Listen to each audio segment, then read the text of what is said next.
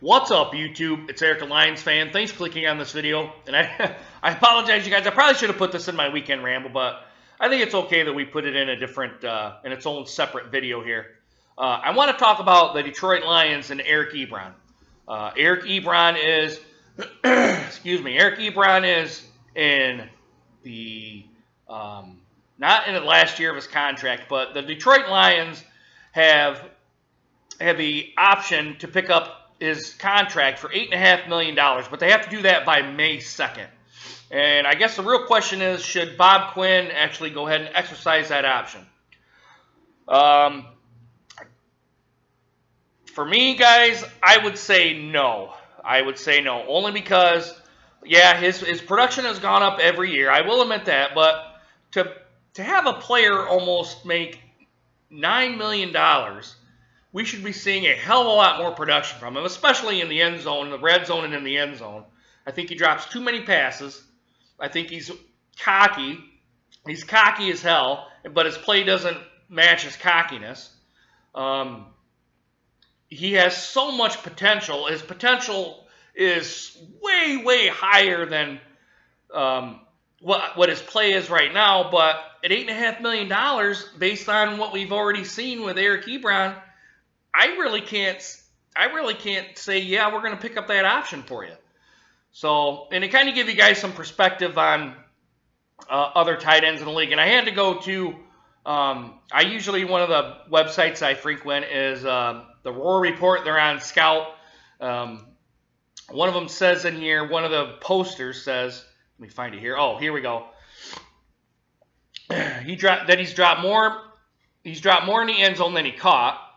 And for $3,897,455, which that's over, I think, the years that he's been here, and I think it's only been, I want to say 3 years. I could be wrong. We got 61 catches for 711 yards and only 1 touchdown.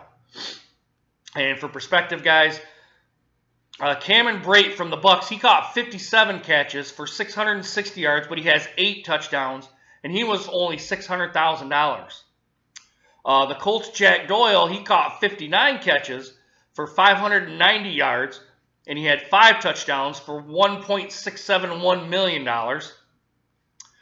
Jesse James from the Steelers, he only caught 39 catches, and he had 339 yards, but at least he had 3 touchdowns, and he was only just a little bit over $500,000, $577,000.